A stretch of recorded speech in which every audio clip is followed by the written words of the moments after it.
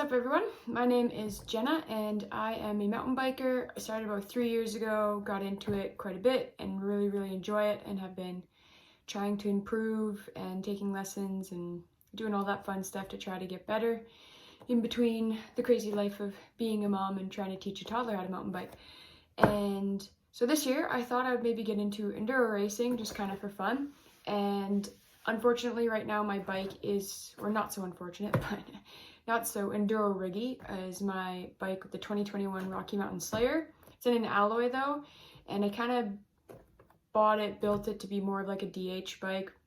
And I absolutely love that bike, but getting into enduro races, I thought maybe not quite so practical because it's like 38 pounds. So I have been on the hunt for a enduro rig and decided on the Rocky Mountain altitude. 100% gonna say I am biased. Unfortunately, I couldn't really find an altitude at the time, but I did find at our local shop this demo bike that was an Instinct in a 29er. So I've decided to buy that bike. So I'm currently riding a medium in a Slayer, and I've just decided it's too big. So I've decided to drop down to a small. The only thing with an altitude in a small, you can only get them in a 27.5. And I was kind of hoping to get a 29er. So the Instinct was actually kind of a perfect balance or solution for that, because you can get the Instincts in a small in a 29er. So this is kind of win-win because it's a demo bike, it's been used, so it's a great deal. So kind of makes up for the cost of converting it into an altitude, and I get a 29er. So I thought I would share that journey of kind of building it up and what's going to happen, and if it fails epically, because I'm not 100% certain it's going to work. So let's break it down here, and I'll tell you how to switch it to an altitude and what I'm putting on it and why. So let's do it. Let's get into it. First and foremost, if you want to change your Rocky Mountain Instinct or your Rocky Mountain altitude into the other, it has to be a carbon bike. The carbon bikes are outfitted with a removable front shock mount, whereas the alloys are not. So it has to be the carbon frame. The second thing that you have to do is to change the shock length. So an Instinct shock length in the smalls is a random number 190 by 45, and the mediums and up are a 210 by 52.5. So those would be the shock lengths for an Instinct, and then you would have a shock mount specific to the Instinct. If you want to switch that then to an altitude, you have to go on Rocky Mountain's website and buy the altitude front shock mount, which is a smaller shock mount, to change the eye-to-eye space within the frame. The Instinct shock mount is a longer one and kind of more looks like a diamond shape inside of it. So when you do that, you buy the altitude front shock mount, and then you would need to change then the shock length to change the bike from a 140 travel bike to a 160 travel bike. So if you have a small frame, that space is smaller, so you would change it to a 210 by 55. And if you have a medium up, then you would go to a 230 by 60. And that would then give your frame 160 mils of travel. So that's the first thing you would need to do to make your frame have more travel, so from 140 to 160. The other thing that you need to do is change the travel on the front. So the Instinct is a 150 travel bike and the altitude is a 170 travel bike. My bike specifically is fitted with a Fox 36. So all I'm going to do is pay the, whatever it is, $80 for an internal chamber, and that'll boost that fork from a 150 to a 170. I'm not saying every fork can do it, but I'm saying it is possible. Until like 6 months ago, I didn't even know that was a thing. So yeah, if you have a Fox 36 I know specifically will work, then you just buy the internal chamber and you can boost it up. Basically, it's just lengthening that internal component, and then you have more travel. So pretty rad that they did that. I'm also hearing some rumors that, you know, they have specifically made that front shock mount to be removable because they have intentions or want the flexibility to kind of play with that and to make the bike more adaptable. And I just saw Jesse Melamed, I'm sorry if I just butchered that. He's super rad in this sense that he answers back to most people that comment, and I've even messaged him on Instagram and he was rad enough to comment back, so thank you to him. Also, Rocky Mountain has been amazing answering my questions, emailing them, and they're always super prompt to get back to me and super helpful. So sorry if I was super annoying you guys. If you ever watch this, thank you so much. Your customer service has been awesome, so 2 thumbs up for that. Anyway, there is some talk that they might be something coming out for that to change maybe some options for mulleting. Maybe they were he was super vague on it, but I have seen one of their other racers had like a different front shock mount that looked like it had been like CNC'd out specifically. So my guess is it allows them to maybe mullet the bike and get the geo back, because I know that there has been a couple guys who've done that. So basically, if you do want to mullet your bike, from what I've read, if you have a 29er bike and it's a medium or bigger, basically you put your 27.5 back tire on, but then what happens is it changes the geo of the bike. So I've seen a couple of the racers, what they did was they basically used the Instinct shock mount instead of the Altitude shock mount, and then went with an 8.5 by 2.5 shock. So similar setup to what the Instinct BC edition used to be, but basically then you retain that travel. It actually gives you a little bit more travel. I think they said it's somewhere around 165 millimeters of travel through the frame, and basically then it brings that geo back so that you actually have some use of the Ride 9. Because what people are running into, so they're having to use the Ride 9 to adjust for that by bringing their bottom bracket higher or lower, and then they basically are kind of like stuck within one setting, so they can't play with that. So I'm not saying do it, and in by no way am I liable if I totally screw that up. It's just what I've seen on the internet from one of their pro riders. Those are the different options with the bike, and it's also why I chose the bike, because Rocky has made it to, for the future, being like, hey, we could change this mount and potentially change the bike a bit. So I'm really curious what they do with that. So that was a big draw for me. But anyway, I just talked a lot about nothing. So let's get into this shock and what I'm doing, and then why I'm doing it. And then as we kind of get this on the bike, I will go through how it's affected it, what I've liked, what I've disliked, maybe even how it compares with the Slayer. And hopefully then it'll inspire you guys to make a decision one way or the other if you want to do it. Okay, so I just got in the mail today my Fox DHX2. And I am going to be ordering a 375 pound coil for it. This is it here. Going with the 375 pound coil in the light coil.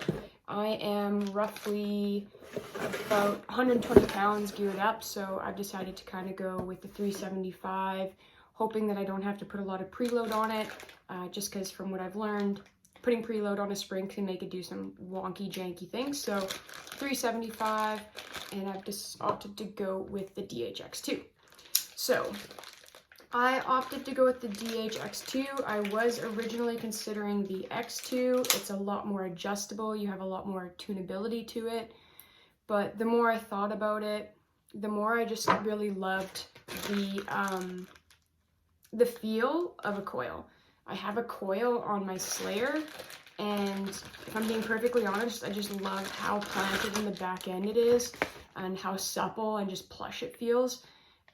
I really, really enjoy those kind of like janky, loamy, rocky, slabby trails. And I'm gonna be 100% honest and say I hate picking a good line. I don't know if that makes me a bad mountain biker or I just don't give a shit. I don't know. I personally think it's really hilarious to just take like the jankiest line and plow through it and see what happens. So maybe not the fastest, maybe not the smartest, but I think it's funny. Anyway, maybe I'll improve on that. I don't know. But anyway, so I just wanted the bike to be a little bit more planted. I am coming from a medium Slayer that's already going to be a very planted, very kind of like steady plow through bike. Not that it's not poppy and playful, love that bike, but it's just the stability of it blows me away. To a smaller bike, so it's already going to be a little bit more lively. Like from what I've read, the Altitude is a lot more lively, a lot more playful, and kind of you have to be a little bit more on it. And so my hope is to try to retain some of those characteristics of the Slayer, but then also kind of have that playability of the Altitude and the liveliness of the Altitude. again, especially just because I'm going to a smaller bike. So the chainstay is going to be shorter, the wheelbase is going to be shorter, the bike overall is smaller. So I kind of wanted to just keep some of that planted feel. And the X2 versus the DH X2 is only, I think, maybe a half a pound difference. So, you know, yes, that is a difference, but I'm also going from like a 38-pound bike to like a 32-pound bike. So a half a pound here or there to get the feel that I want for it, I think is going to be fine. I've been climbing with my Slayer, starting to climb better. It's going to be lighter, and I really want to keep that stability. So that was my logic. I don't know if it was the right choice, but I'm going for it. The other thing that I learned kind of through talking with Jesse, just very briefly, was that, and kind of, again, what I've learned through my many hours of research is that if you have a bike frame that's designed to be very linear, if you put a coil shock on, which is a linear suspension path, you're gonna get a ton of bottom out. Whereas if you have a bike frame that's designed to be more progressive, putting a coil on it is gonna be fine because a coil is very linear. Whereas like X2 or something with an air can, it's much more adjustable and there's a lot more progressiveness to it. So something to keep in mind if you're just going to slap a coil on a bike is just to check to see if that's a good fit for your bike, because you might be putting a very linear shock on a very linear bike and just bottoming out all the time. So Jesse said that the bike is quite progressive in itself, so that putting a coil on it is fine. I know he runs a coil on it, so I mean, he's hella fast. I'm never even gonna come close to that, so if it's good enough for him, it's more than good enough for me. But yeah, so I went with the DHX2. It has the high-speed compression, low-speed compression, high-speed rebound, low-speed rebound, and then it also has the 2-lever option for climbing. So obviously making it much more firm for climbing and then open for going downhill. Or if you're like me and you just get way too excited and you just go without checking your settings, then you fly down Fernie completely locked out and then wonder why it felt awful. So don't do that. But yeah, so that's my logic for why I'm going with this. So there is concern that if I were to put it in the slackest setting, and I might have some tire clearance issues in full lock. So the suggestion was to basically check the full stroke of the bike before I ride it if I put it in full of slack, just to make sure that this tire is not all of a sudden like hitting the seat tube and then you know, I'm getting those crazy ejections and then all of a sudden I'm on Friday fails and everyone's laughing at me. So that's the biggest concern, is I might not have the full kind of like ability to use the Ride 9 just in the slackest. However, probably what I'm gonna do, if I'm being like 1000% honest, is that I'll probably mullet it. I love myself a mullet bike. I don't know why, it's kind of my thing. I mulleted my Slayer, loved it. Being a smaller person and just having that extra tire clearance behind you to be able to move is awesome. Again, I'm not gonna say I'm like a pro in any way. I'm just like an average person that loves riding bikes. So there are definitely times when I'm getting back way more than I probably should. So that clearance is great.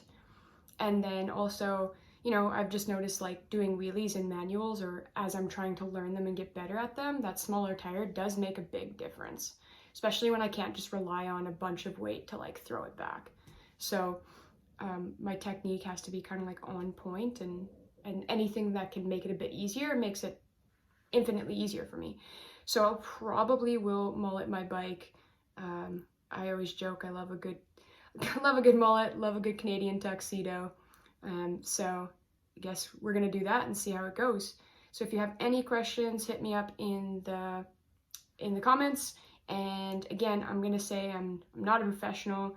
I'm just an average person that, you know, honestly a stay-at-home mom that just has some time on her hands, and I just love learning about all this, and I thought it'd be a really fun project and thought it'd be fun to share it.